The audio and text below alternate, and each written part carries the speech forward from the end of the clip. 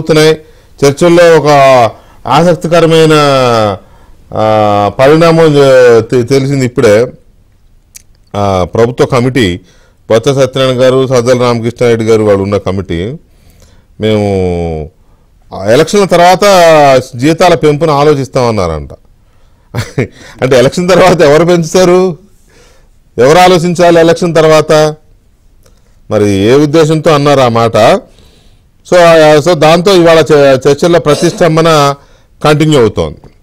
మరోవైపు ఆశా వర్కర్లు, అంగన్వాడీలు ఎంతటి కీలకమైన పాత్ర, ఆశా వర్కర్లు అందుకు తగ్గిపోయిన రీతిలో కీలకమైన పాత్ర. గ్రామీణ భారతంలో పర్టికులర్గా మన తెలుగు రాష్ట్రాల్లో వాళ్ళ ప్రభావం, వాళ్ళ అవసరం, వాళ్ళ సేవలు చాలా కీలకమైనవి. వాళ్ళు రోడ్డెక్కారు. మున్సిపల్ కార్మికులు, నిజంగా ఒక్కరోజు మున్సిపల్ కార్మికులు సమ్మె చేస్తే ఇంట్లో ఉండలేం, ఇంటి బయట ఉండలేం, గబ్బులు వేసిపోద్ది రాష్ట్రం. అలాంటి మున్సిపల్ కార్మికులు అడిగి అడిగి వాళ్ళు వెక్స్ అయిపోయి ఇప్పుడు వాళ్ళు సమ్మెలోకి వెళ్తున్నారు. ఇక నా సైన్యం అని చెప్పుకున్న జగన్మోహన్ రెడ్డి గారు పదే పదే చెప్పిన వాలంటీర్లు already they are on job. వాళ్ళు సమ్మెలోకి వెళ్తున్నారు. మాకు నువ్వు ఇచ్చే కిరీటాలు, నువ్వు కప్పే శాలువాలు కాదు నాయన, మా బతుకులకి ఆ జీతం ఏదో పెంచు, జీతం కావాలి మాకు. దే ఆర్ ఆస్కింగ్ 18,000 కావాలి మాకు నెలకి, మేము ఈ పస్తుల బతుకులు మేము బతకలేమని చెప్పి వాళ్ళు ఇది చేస్తున్నారు. ఇంకెవరున్నారు? మున్సిపల్ వర్కర్లు వెళ్ళి, అంగన్వాడీలు వెళ్ళి, ఆశా వర్కర్లు వెళ్ళి, వాలంటీర్లు వెళ్తే ఈ కీలకమైన ఇట్లాంటి వాళ్ళందరూ రోడ్డు ఎక్కుతున్న నేపథ్యంలో అసలు రాష్ట్రం మొత్తం ఎందుకు రోడ్డు ఎక్కుతోంది? పుట్లి గారు మీరే కంటిన్యూ చేయండి. ఆల్రెడీ ఇప్పటికే గొడవలు అవుతున్నాయి. జాబ్ క్యాలెండర్ ఇస్తామన్నారు, జాబ్ క్యాలెండర్ లేదు. అదేమంటే ప్రతి జనవరిలో జాబ్ క్యాలెండర్ ప్లేస్లో సాక్షి క్యాలెండర్ వస్తుంది ఇంటికి. అది తప్ప జాబ్ క్యాలెండర్ లేదు. తర్వాత మెగా డిఎస్సి అన్నారు, మెగా డిఎస్సి లేదు, అంతా దగా డిఎస్సీనే. ఇంతవరకు ఒక్క పోస్టు నియామకం లేదు, పైగా పోస్టులను కూడా తగ్గించి చూపించడం, ఇవే ఉన్నాయని చెప్పడం, ఇదంతా ఏదో చర్చ నడుస్తుంది. ఇంతలోనే ఇట్లా మొత్తం ఆల్ డిపార్ట్మెంట్స్ గ్రామీణ ప్రాంతాల్లో ప్రజలకు అందుబాటులో ప్రజలతో కలిసిమెలిసి ఉండే అందరూ రోడ్డు ఎక్కేశారు. ఒక రకంగా చెప్పాలంటే రూరల్ ఆంధ్రప్రదేశ్ మొత్తం, అఫ్కోర్స్ మున్సిపల్ కార్మికులతో చూస్తే ఇప్పుడు అది అర్బన్ కూడా అయిపోయింది. మొత్తం రోడ్డు ఎక్కేశారు. ధర్నా చౌకులు, లేకపోతే లెనిన్ సెంటరు, గాంధీ బొమ్మ సెంటరు, ఇంకేదో సెంటర్లు అంటారు. రకరకాల ఊళ్ళు, ఒక్కొక్క ఊరికి ఒక్కొక్క సెంటర్ ఉంటుంది. అంబేద్కర్ బొమ్మ సెంటరు, ఒక్కొక్క ఊర్లో ఒక్కొక్క సెంటర్. ఆ సెంటర్లో ఇదే కార్యక్రమం, టెంట్లు వేసుకుని ధర్నాలు చేయడం. ఇవాళైతే మా దాంట్లో ఒక వార్త కూడా వచ్చింది, మీరు చూసి ఉంటారు. కొండ ముచ్చుకిచ్చారు ఏది వినతి పత్రం అంగన్వాడీలు. అమ్మ నువ్వన్నా తీసుకెళ్ళి తాడేపల్లిలో ఇవ్వు, మమ్మల్ని వెళ్ళనివ్వట్లేదని. సో ఈ సిచ్యువేషన్లో ఉంది స్టేట్. వై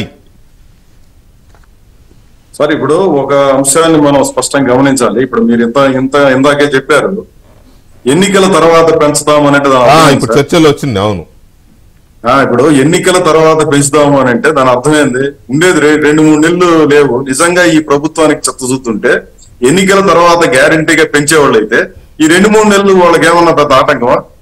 సంవత్సరానికి అయ్యే ఖర్చు 300 కోట్ల రూపాయల కంటే మించదు అని చెప్పేసి వీళ్ళే లెక్కలు చెప్తారు. ఇప్పుడు ఒక్క బైజూస్ ట్యాబుల్లోనే కుంభకోణం దాదాపు 1,300 కోట్ల రూపాయలు జరిగిందనేది ఇప్పుడు నిన్న శ్రీనివాసరావు గారు సిపిఎం రాష్ట్ర కార్యదర్శి లెక్కలతో సహా వివరించాడు. అంటే డబ్బులు వస్తాయి, కుంభకోణం ఉంది కాబట్టి అది చేస్తారు సార్. ఇక్కడేమొస్తాయి జీతాలు పెంచితే? అదే నేను అనేది కూడా అదే. ఇట్లాంటివి ఉన్నాయి సార్. ఇసుక కుంభకోణం తీసుకోండి, మైన్స్ కుంభకోణాలు తీసుకోండి, లేదా ఎన్ని రకాల కుంభకోణాలు, ఏ కుంభకోణం తీసుకున్నా దాంట్లో 1/1 ఖర్చు చేసినా ఇట్లాంటి వాళ్ళకి అందరికీ, కాంట్రాక్ట్ కార్మికులకి లేదంటే వీళ్ళకందరికీ బ్రహ్మాండంగా చేసేయచ్చు, ఏమి సందేహం లేదు. ఒక్క అంగన్వాడీలే కాదు, ఈ రోజు ఆశా వర్కర్లు మీరు అన్నట్టుగా మధ్యాహ్నం పోయిన వాళ్ళు 6వ తారీఖున చెలో అమరావతి పెట్టారు. ఎలక్ట్రిసిటీ కార్మికులు ఇప్పటికే ఎస్సీ ఆఫీస్ దగ్గర ధర్నాలు పెట్టి వాళ్ళు విద్యుత్ కార్మికులు అందరూ చెప్పారు మేము కూడా సమ్మెకు పోబోతున్నాం అని చెప్పేసి. అదే మాదిరి మున్సిపాలిటీ వాళ్ళు సమ్మెలో ఉన్నారు. సమగ్ర శిక్ష అభియాన్ ఉద్యోగులందరూ సమ్మెలో ఉన్నారు. ఇంత అలజడి ఎందుకు వచ్చింది ఈ రోజు ఆంధ్ర రాష్ట్రంలో? గతంలో మనం అనేక సందర్భాల్లో మాట్లాడుకున్నాం. తెలుగుదేశం పార్టీ నాయకులు వీళ్ళు మాట్లాడే సందర్భాల్లో కూడా వాలంటీర్లకు సంబంధించి మీకు గుర్తుండే ఉంటుంది వెంకటకృష్ణ గారు, మన వాలంటీర్లకు సంబంధించి అదే మాదిరి ఈ సచివాలయ సిబ్బందికి సంబంధించి చర్చ జరిగినప్పుడు నేను చాలా సందర్భాల్లో చెప్పాను, ఇదన్నీ వాళ్ళు మెడకు చుట్టుకుంటుంది గ్యారంటీగా, డౌటే లేదు చూడండి మీరు అని చెప్పేసి ఈ రోజు అదే పరిస్థితి వ్యక్తం అవుతుంది. జిల్లాలు ఎక్కడికక్కడ వాళ్ళు కూడా సమ్మె నోటీసులు ఇస్తున్నారు కలెక్టర్లకి, వీళ్ళందరూ కూడా. కారణం ఏమి, ఎంతకాలం చూస్తారండి? ఇప్పుడు 5,000 రూపాయలతో వాడు వైసీపీ వాడు కానీ లేకపోతే ఇంకొకడు కానీ ఏమి జగన్మోహన్ రెడ్డి ఫోటోలు ఏమన్నా తింటారా? రోజు అన్నం తినాల్సింది వాళ్ళు కూడా. రోజు రకరకాల ఖర్చులు ఉంటాయి, రకరకాల వ్యవహారాలు ఉంటాయి. వాడు ఏదో పేరుకేమో వాలంటీరు, ఇంటి అవసరాలు కూడా కనీసం తీర్చలేడు. 24 గంటలు ఈ అధికార పార్టీకి సేవలు చేయడం తప్ప ఏ రకంగానూ కుటుంబానికి తోడ్పడలేనటువంటి పరిస్థితి. వెట్టి చాకరీ అయిపోయింది. ఇది ఒక సీరియస్ సమస్యగానే ఉంది. చాలా రోజుల నుంచి చాలా పెద్ద చర్చగానే ఉంది. వాళ్ళందరూ ఈ అలజడి ఉంది. ఇప్పుడు పుండు మీద కారం వెళ్ళినట్టుగా ఈ మంత్రి గారు వచ్చేసి 750 రూపాయలు జీతం ఇస్తాము అని చెప్పి ఆయన ప్రకటన చేశారు. అంటే ఈ 5 ఏళ్ల కాలంలో వీళ్ళు సేవ చేసిన దానికి 700 రూపాయలు, పెన్షన్ 750 రూపాయలు పెంచేసిన వాళ్ళు జీతం కింద 750 పెంచారు.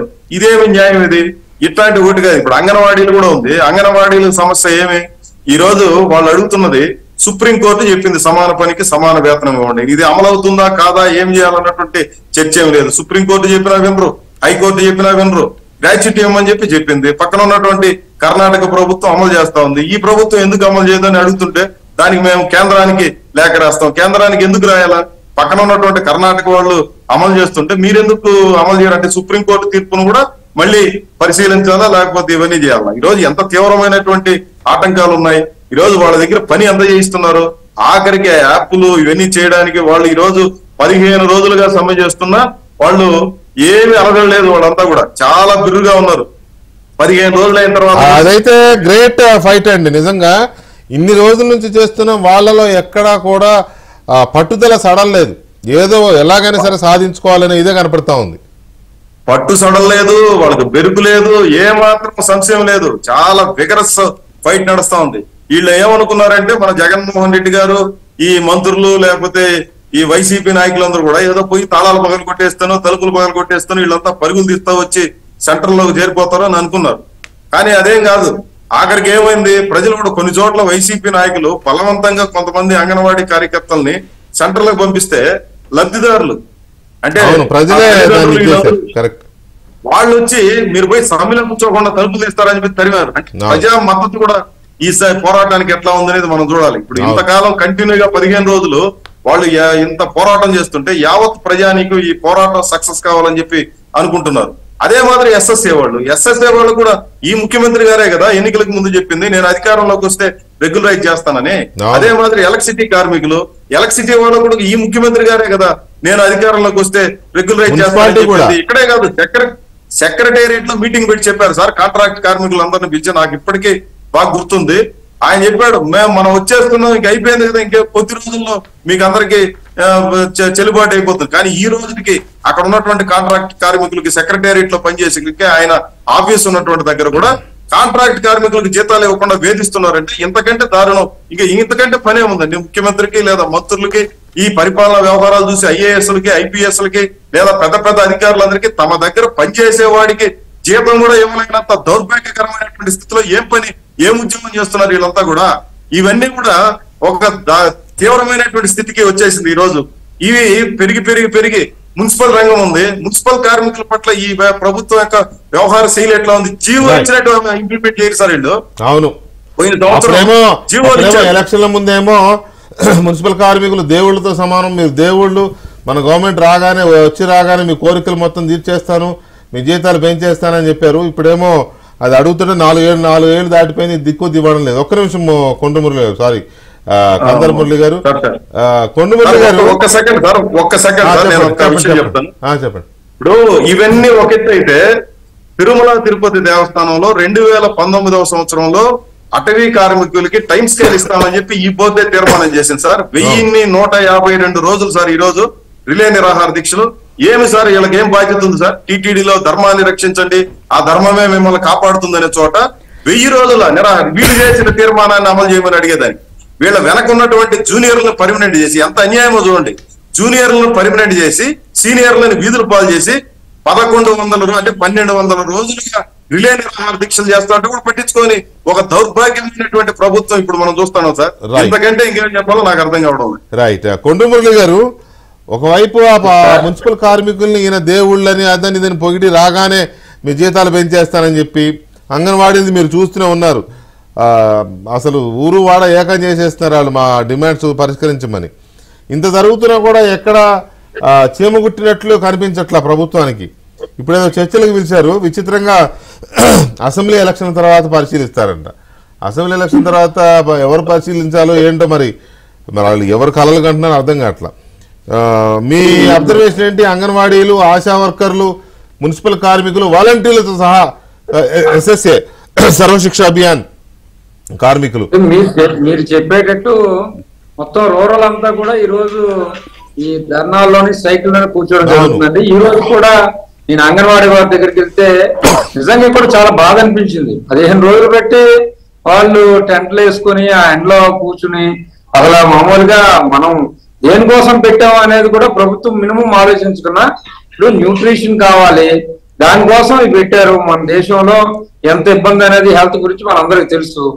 అలాంటి అంగన్వాడీ టీచర్స్ కానీ లేకపోతే హెల్పర్స్ కానీ ఈరోజు వాళ్ళు నిజంగా అడిగే అన్ని కూడా చాలా వరకు కూడా మనం అంటే ప్రభుత్వం ఇవ్వడానికి అన్ని విధాల అర్హత ఉన్నవి అడుగుతున్నారండి వాళ్ళు కూడా.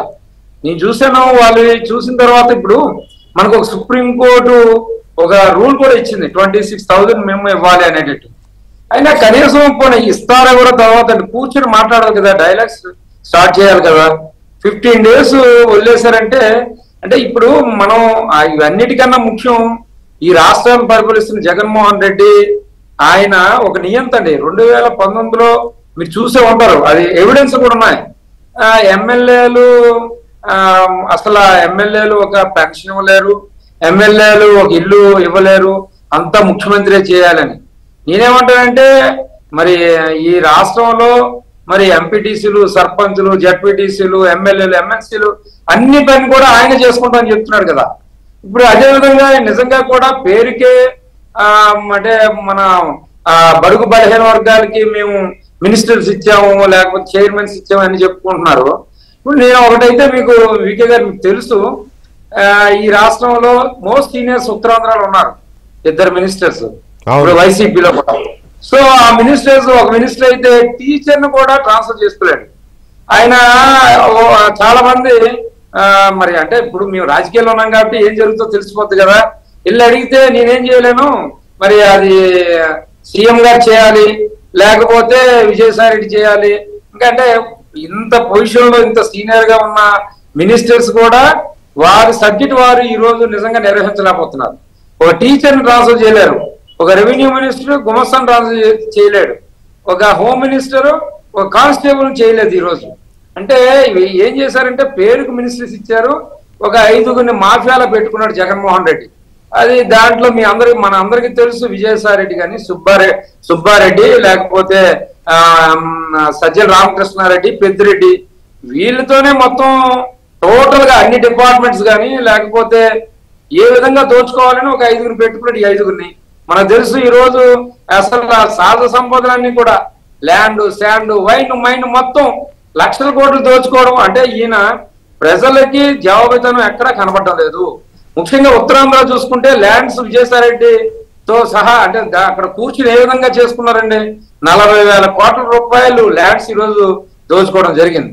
అలాగే శాండ్ ఏ విధంగా దగ్గర ఇవన్నీ చూసుకుంటే ఒక 2-3 లక్షల కోట్లు దోచుకుని ఏం చేస్తాడు అసలు ఈ డబ్బులు జగన్మోహన్ రెడ్డి? మాకు ఎవరికి అది ఆయన కోసం దోచుకున్నాడు, జనానికి ఇవ్వడం కోసం. అదే అంటే ఇప్పటి వరకు ఉన్న ప్రభుత్వాలన్నీ కూడా అకౌంటబిలిటీ, ప్రజలకి అకౌంటబిలిటీగా ఉండేది.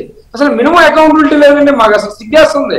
30 సంవత్సరాలు రాజకీయాల్లో ఉన్నాం, అసలు ఏ ముఖ్యమంత్రి ఏమైనా అసలు ఈ విధంగా బిహేవ్ చేస్తాడు, ఈ విధంగా అంటే దోచుకోవచ్చు అంటే ఈ విధంగా ఇర్రెస్పాన్సిబుల్ గా ఉంటారని ఎవరు ఊహించలేకపోయారు. మరి అలాగే ఇప్పుడు ఎవరైతే అంగన్వాడీ కానీ లేకపోతే మున్సిపల్ వర్కర్స్, ఆశా వర్కర్స్ ఈ రోజు చివరికి ఆయన వేసుకున్న వాలంటీర్స్ ఎందుకు తిరగబడుతున్నారంటే మనం చూస్తున్నాం ఈయన వచ్చిన తర్వాత ఏ విధంగా ధరలు పెరిగాయి అనేది. మాకు పక్క రాష్ట్రం ఒరిస్సా ఉందండి. ఒరిస్సా అయితే లీటర్కి 10 నుంచి 15 రూపాయలు డీజిల్ మీద, పెట్రోల్ మీద ఇవన్నీ కూడా చూస్తున్నాం. అంటే అన్ని నిత్యావసర వస్తువులు పూర్తిగా పెంచడం జరిగింది. అటు మీ ఊరు దాటినా ఇటు గోదావరి దాటినా 10 రూపాయలు తక్కువ దొరుకుతాయి, 10 రూపాయలు దొరుకుతుంది. అలాగే లిక్కర్ అండి, దీనికి దానికి అసలు చూసుకుంటే నక్కకి నాగలా ఉందో తేడా ఉందో లిక్కర్ విషయంలో. అంటే అన్ని కూడా ప్రతిదీ కూడా పెంచడం అంటే అసలు ఈయనకి ఒకటండి, ప్రజాస్వామ్యం మీద ఆయనకి ఏ విధమైన నమ్మకం కానీ అంటే రాజ్యాంగాన్ని గౌరవించాలని కూడా జగన్మోహన్ రెడ్డికి లేదు. మరి అందుకోసం ఈ రోజు ఏం చేస్తున్నాడు, నా బొమ్మతో మీరు అందరూ గెలిచారని చెప్పాడు. ఇప్పుడేమో ఎమ్మెల్యేలు మీ బొమ్మలతో నేను గెలాలయా బాబు నాకేంటి పరిస్థితి అని ఇప్పుడు అంటున్నాడు. అంటే పరిస్థితి ఎలా ఉందంటే మొత్తం అందరినీ మార్చేస్తాను. ఇవన్నీ కూడా ఒకటైతే వాస్తవం, ఈ రాష్ట్రంలో ఎవరైతే ఆయన నమ్మి ఓటేశారో, ఎవరైతే ఎస్టీ మైనార్టీ బడుగు బలహీన వేశారో వాళ్ళకి ఈ రోజు వాళ్ళ దగ్గరుండి వాళ్ళకి సంబంధించిన పథకాలన్నీ తీసివేయడం జరిగింది. సప్లాన్ మీకు తెలుసు కదా, 70 సంవత్సరాలు కష్టపడి అందరూ తెచ్చుకుంటే ఎస్టీ రిప్రజెంటేటివ్స్ ప్రభుత్వాలు హెల్ప్ చేసిన తర్వాత ఈ రోజు 30,000 కోట్లకు డైవర్ట్ చేశాడు. ఎవరైనా ప్రభుత్వాన్ని వ్యతిరేకంగా మాట్లాడితే కేసులు పెడుతూ ఉంటాడు. సో ఇవన్నీ కూడా మనం ఎన్ని చెప్పినా ఈయన మార్చాలి అనేది ప్రజలు ఒక నిర్ణయానికి వచ్చారండి. రైట్. ఒక్క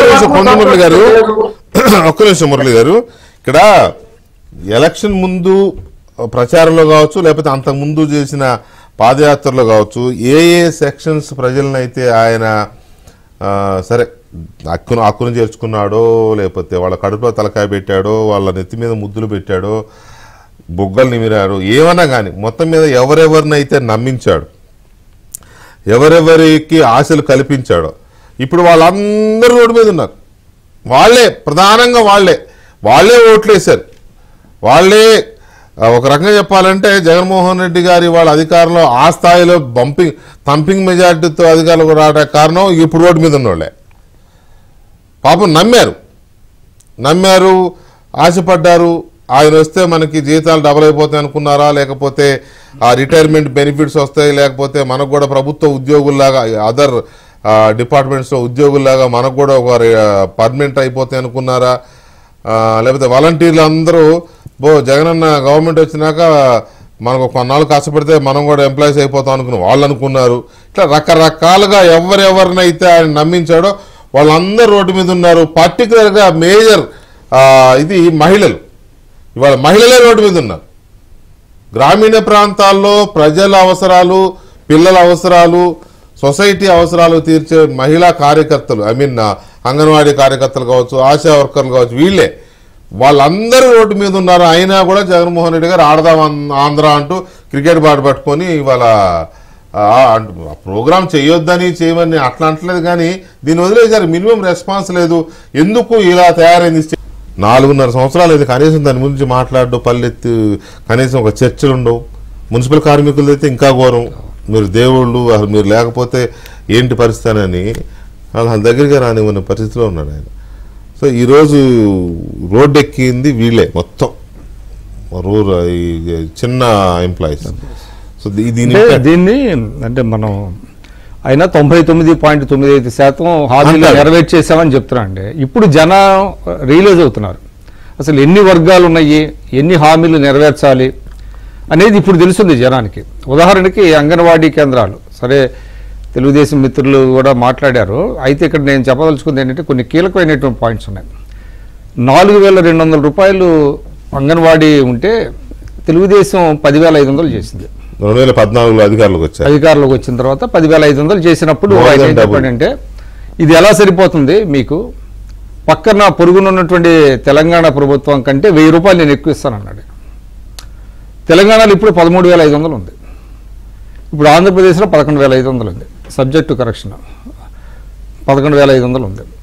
కనీసం 3-4 ఏళ్ల నుంచి అవే శాలరీస్తో వాళ్ళు చేస్తున్నారు. సరే, వాళ్ళు సమ్మె నోటీసులు ఇచ్చినప్పుడు కనీసం మీరు అన్నట్టుగా చర్చలకు పిలవాలండి, ప్రతినిధుల్ని చర్చలకు పిలవాలి. ఇది మనకు ఒక డెమోక్రసీలో ఏం జరగాలి, అందరూ ఎందుకు రోడ్లెక్కే పరిస్థితి వచ్చిందంటే సమస్యలని పరిష్కరించకుండా సమస్యలని వాయిదా వేసుకుంటా వస్తున్నారు.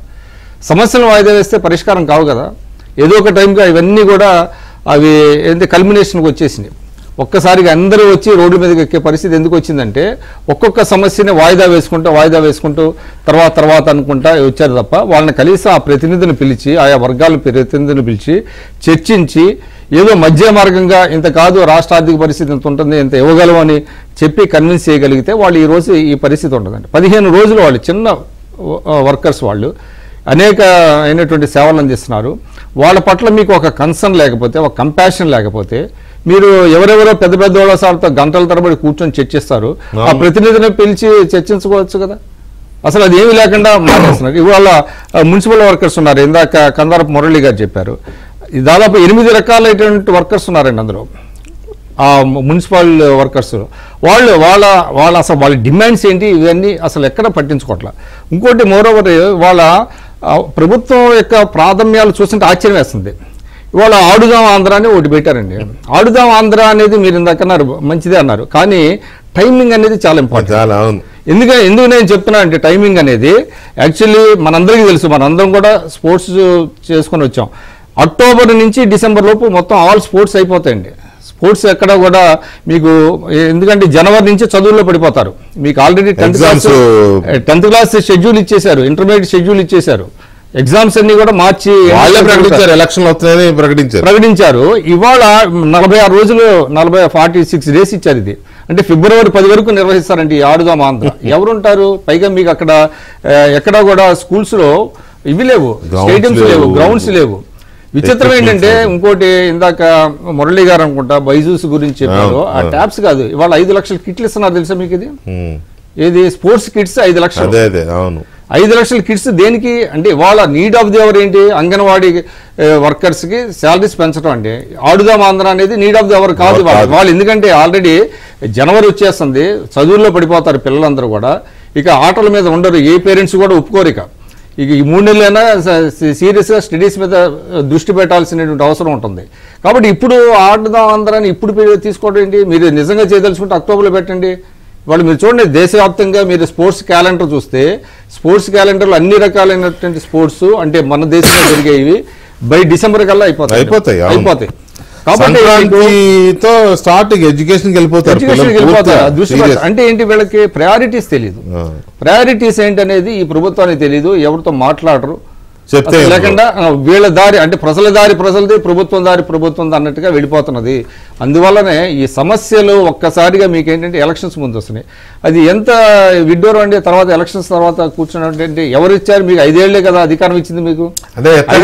అంటే ఇది సీరియస్ గా చెప్తే, మామూలుగా సర్పంచ్లు లేకపోతే ఊళ్ళలో ఎలక్షన్స్ వచ్చినప్పుడు యువజన సంఘాలకి ఎమ్మెల్యేలకు పోటీ చేసేవాళ్ళు లేకపోతే సర్పంచ్లకు పోటీ చేసేవాళ్ళు వీళ్ళు క్రికెట్ కిట్లు, వాలీబాల్ కిట్లు, క్యారమ్ బోర్డులు కొనిస్తా ఉంటారు గిఫ్ట్ లాగా. అవి ఆట పెట్టే అంటే అట్లా కనపడుతుంది. యూజ్ చేయడం అదే లోపరుచుకునే అట్లా కనపడుతుంది. క్రికెట్ బ్యాట్లన్నీ ఇరిగిపోయి తీసేసరికి ఇరిగిపోయి ఉండే ఫోటో మీద. విచిత్రం ఏంటంటే నేను మొత్తం స్టడీ చేసేది దీని మీద, అసలు వాళ్ళు ఏంటి విధి విధానాలని. వీళ్ళు టీమ్స్ని అంటే అందరినీ నమోదు చేసి ఆటలు ఆడిస్తారంట. అసలు ఎవరు వీళ్ళకి ఒక కనీసం కోచింగ్ లేదు, కోచింగ్ లేదు.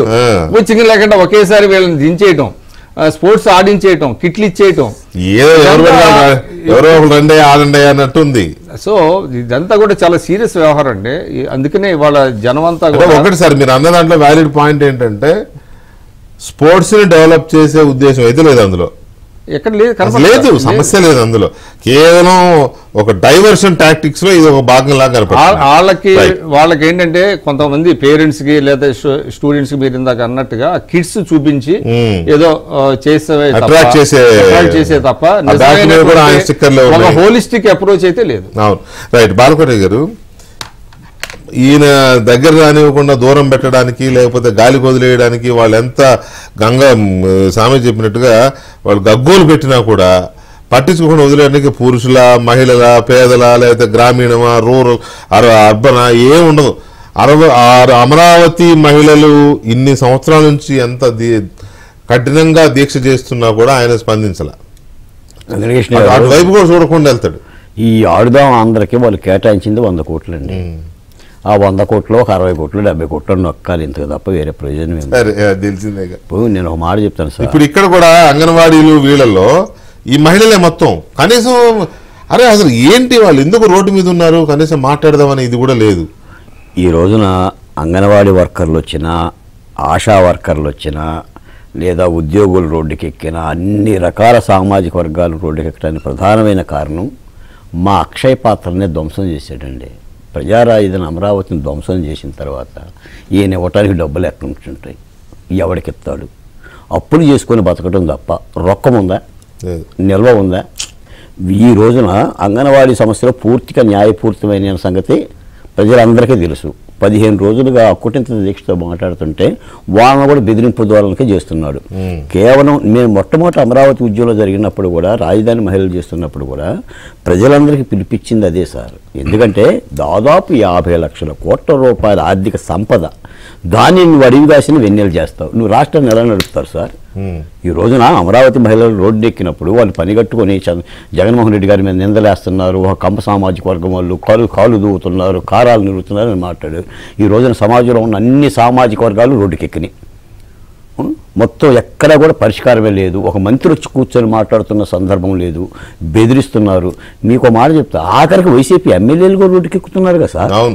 ఇక సుఖంగా ఉంది ఏంటంటే ముఖ్యమంత్రి గారు, ఆయన సలహాదారులు కొంతమంది, కుటుంబాలు, ఆయన నమ్ముకున్న వాళ్ళు, ఏడుకొండలవాడ వెంకటరామని ఆయన మొక్కుకునే వాళ్ళు తప్ప అందరూ ఎమ్మెల్యేలు, ప్రజాప్రతినిధులు అందరూ కూడా రోడ్డు ఎక్కుతున్నారు. కాబట్టి జగన్మోహన్ రెడ్డి గారి యొక్క నైజాన్ని రాష్ట్ర ప్రజలు గమనించాలి. మేము చెప్తున్నాం, రాజధాని ఉద్యమంలో దాదాపు 1500 రోజులు ఉద్యమం చేస్తున్న కారులుగా చెప్తున్నాము. ఆ రాజధాని కనుక లేకపోతే ఆంధ్రప్రదేశ్కి గుండెకాయ లేనట్టేనండి, తలకాయ లేనట్టే. ఎందుకంటే ఏదన్నా ఇబ్బందులుంటే సరిచేయమని చెప్పేసి అన్నాం తప్ప కనీసం రాజధాని మొత్తాన్ని ధ్వంసం చేసేసి వాళ్ళకి పేర్లు పెట్టి ఇంకా నీకు ఎక్కడి నుంచి వస్తే వచ్చే పరిశ్రమ లేదు, పెట్టే పరిశ్రమ లేదు, నువ్వు కట్టిన ఇల్లు లేదు, నువ్వు ఇచ్చిన సెంటు లేవు. ఇళ్ల పట్టాల మీద ఎంత రాద్ధాంతం చేశారు. ఎన్ని ఇల్లు కట్టారు? ఇల్లు టిట్కో ఇల్లు ఇస్తామన్నారు, ఎన్ని ఇల్లు ఇచ్చారు? ఇల్లు కట్టిన ఇళ్ళవు. మొన్న క్రిస్మస్ కూడా అండి అంగన్వాడీ టీచర్లు రోడ్డు మీద ఉన్నారు. అవును, గత ప్రభుత్వం క్రిస్మస్కి ఒక నేతి సొక్కేసింది, ఒక బెల్లం మొక్క పెట్టింది. ఈ ప్రభుత్వం పెట్టిందండి. ఆఖరికి 5 రూపాయల అన్నం గిన్నెని కూడా కాళ్ళతో దండింది ఈ ప్రభుత్వం. ఇంత దుర్మార్గంగా దీన్ని ప్రజలు అర్థం చేసుకోవాలి. కాబట్టి తప్పనిసరిగా ఇంకా పోరాడుతూనే ఉంటారు. ఈ రోజున ప్రభుత్వం ఏం చెయ్యాలో కూడా అర్థం కాదు. ప్రభుత్వం అడిగిందట విరమించమని, సమ్మె విరమించే ప్రసక్తి లేదని ససీమిరా అని చెప్పిన అంగన్వాడీ. రైట్. ఫైనలీ రామకృష్ణ యాదవ్ గారు, అదే ఇప్పుడు మనం అనుకుంటున్నట్టుగానే ఆయనకు ఆ సెక్షన్ ఈ సెక్షన్ అనేది లేదు, ఎవరిని పట్టించుకోడు. వాళ్ళు ఎన్ని రోజుల పాటు రోడ్ల మీద ఉన్నా సరే పట్టించుకునే పరిస్థితి లేదు. చివరికి వాలంటీర్లు ఇప్పటి వరకు ఆయన నెత్తి పెట్టుకుని మోసి ఆయన చెప్పిందల్లా చేసి ఓటర్ల వివరాలన్నీ తీసుకొచ్చి ఇంట్లో పెట్టి వాళ్ళ సీక్రెట్ సమాచారాన్ని కూడా, వ్యక్తిగత సమాచారాన్ని కూడా ప్రభుత్వం చేతిలో పెట్టిన వాలంటీర్లు కూడా ఇవాళ రోడ్డు ఎక్కే పరిస్థితి. సో ఎలా అర్థం చేసుకోవాలి దీన్ని? సార్, ఇప్పుడు అసలు ఈ ప్రభుత్వం సామాజిక సాధికారిక యాత్రని ఈ మధ్యకాలంలో ఒక నెల 15 రోజులు రోడ్డు మీద ఉందిగా. అదే సార్ నేను ఎందుకు చెప్తానంటే, ఇప్పుడు ఈ అంగన్వాడీ కార్యకర్తలు కావచ్చు, ఆశా వర్కర్లు కావచ్చు, మీరు సామాజిక సాధికారత అంటే ఎక్కడ వాళ్ళు పరిపుష్టిగా ఉంటే కదా సామాజిక సాధికారత జరిగిందని అంటాం. ఐదుగురికో 6గురికో మంత్రి పదవులు ఇచ్చి సామాజిక సాధికారత అని మాట్లాడామంటే అది దాంట్లో ఎంత బోగస్ ఉందనేది మనం అర్థం చేసుకోవాల్సిన విషయం. సార్, మీ దృష్టికి ఇంకోటి తీసుకెళ్తాను. 2 నెలల క్రితం నేను ఒక విలేజ్ కి సందర్శించినప్పుడు స్వచ్ఛ భారత్ ఎంప్లాయీస్ 2 సంవత్సరాలుగా జీతాలు రావట్లేదని మాట్లాడారు సార్. స్వచ్ఛ భారత్ ఎంప్లాయీస్ అంటే పారిశుద్ధ కార్మికులు, స్కూళ్ళలో పారిశుద్ధ గారు. సో వాళ్ళకు కూడా జీతాలు 2 సంవత్సరాల నుంచి ఇవ్వలేని పరిస్థితుల్లో ఈ ప్రభుత్వం ఉన్న తర్వాత unemployment rate highest in Andhra Pradesh, దేశంలోనే హైయెస్ట్ ఉంది ఆంధ్రప్రదేశ్ లో. ఈ జగన్మోహన్ రెడ్డి గారు అధికారంలోకి వచ్చేటప్పుడు ఏం వాగ్దానం, ఈ రాష్ట్రానికి చెందిన, ఆంధ్రప్రదేశ్ రాష్ట్రానికి చెందిన యువకుడు ఎవరు కూడా చెన్నై కానీ, బెంగళూరు కానీ, హైదరాబాద్ కానీ పోనవసరం లేదు, ఇక్కడ వాళ్ళకి నేను ఖచ్చితంగా ఇక్కడే ఇస్తానని ఒక 75% మళ్ళీ ఆంధ్రప్రదేశ్ పౌరులకు రిజర్వేషన్ కూడా చేయడం జరిగింది సార్.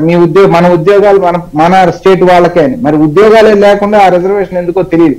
సో ఆల్ సక్సెస్ ని ఎన్ని మాటలు చెప్పాలో అన్ని మాటలు చెప్పి నమ్మించగలిగారు. ఇవాళ అమలులోకి వచ్చేటప్పటికి ఈ మొత్తంలో ఫెయిల్ అయినప్పుడు ఇప్పుడు బయటకు వచ్చి అర్థం చేసుకున్న ప్రజలు ఆ రోజు నమ్మారు. ఒకసారి అవకాశం అన్నప్పుడు ఇస్తే ఏదో అద్భుతం జరుగుతుంది అనుకున్నారు. ఇప్పుడు మీ ద్వారా నేను చెప్పదలుచుకుంది కూడా ఏంటంటే, అక్కడ ఉన్న సీనియర్ కాంగ్రెస్ నాయకులు, సరే యువకులు లేకపోతే జగన్మోహన్ రెడ్డి గారితో ట్రావెల్ అయిన వాళ్ళు వేరే పక్కన పెడితే, రాజశేఖర్ రెడ్డి గారితో ట్రావెల్ చేసిన వాళ్ళు ఎవరైతే ఉన్నారో సీనియర్ కాంగ్రెస్ నాయకులు, గత ప్రభుత్వం వారు మంత్రులుగా ఉన్నప్పుడు అప్పటికి ఇప్పటికీ తేడాని గమనించుకొని, కాంగ్రెస్ పార్టీలో అయితే మనం ప్రజలకు మేలు చేయగలుగుతామని వాళ్ళ ఆత్మసాక్షి వాళ్ళకి తెలుసు. సో అటువంటి తరుణంలో ఇవాళ కాంగ్రెస్ ని నిలబెట్టుకొని రాష్ట్ర ప్రజలకు మేలు చేయాల్సిన అవసరం, ఆవశ్యకత వారిపైన కూడా ఉంది. రాష్ట్రం నిలబడాలంటే అని మీ ద్వారా వాళ్ళకు కూడా తెలియజేస్తా ఉన్నా. ఎస్ డెఫినెట్ గా మీ బహుశా ఇప్పుడు ఇందాక అక్కడ బహుశా బొత్స గారి కమిటీ ఇందాక అంగన్వాడీలకు చెప్పింది అదే అనుకుంటా. అసెంబ్లీ ఎన్నికల తర్వాత పరిశీలిస్తామంటే అప్పుడు వచ్చే కాంగ్రెస్ ప్రభుత్వం పరిశీలిస్తుందని చెప్పారు. దేవుడి దేవాలు అలా కావాలని కోరుకోవడం తప్పలేదు, కానీ ఇంత ఇమ్మీడియట్ గా కాదు వెంకటకృష్ణ గారు, నేను సీరియస్ గా చెప్తున్నా. ఇమీడియట్ గా వస్తామని నాకు ఆశ లేదు, కానీ ఇవాళ బలోపేతం చేసుకోవడం కన్నా మీరు అక్కడ ఉండి ఏమి చేయలేని దానికన్నా మీరు ఇక్కడ ఎంతో కొంత చేశారు, పార్టీ మీకు ఎంతో కొంత ఇచ్చింది కాబట్టి ఇంక ఇక్కడికి వచ్చి దీన్ని బలోపేతం చేసి రాష్ట్ర భవిష్యత్తు కోసమైనా ఇక్కడికి రావాలి అనేది నా మీ ద్వారా నా రిక్వెస్ట్. ఎందుకంటే మెయిన్ ఇంపార్టెంట్ రాష్ట్రము ప్రజలు కదా. సో అక్కడ చేయాల్సిన చాకరీ మీరు చేశారు, అక్కడ అనుభవించాల్సిన సఫకేషన్ అనుభవిస్తున్న తరుణంలో ఒక రాజధాని రాష్ట్రాన్ని క్రియేట్ చేసుకోవడం కోసమన్నా మీరు దయచేసి వెనక్కి రమ్మని మీ ద్వారా అప్పీల్ చేస్తా ఉన్నా వెంకటకృష్ణ. అప్పుడే స్టార్ట్ చేశారన్నమాట ప్రచారం. Anyway thank you very much Ramakrishna Yadav గారు, థ్యాంక్ యూ. అలాగే కొండ మురళి గారు, కందారపు మురళి గారు థ్యాంక్ యూ అండి చర్చలో పాల్గొన్నందుకు. విక్రమ్ గారు, బాలకోటి గారు థ్యాంక్ యూ.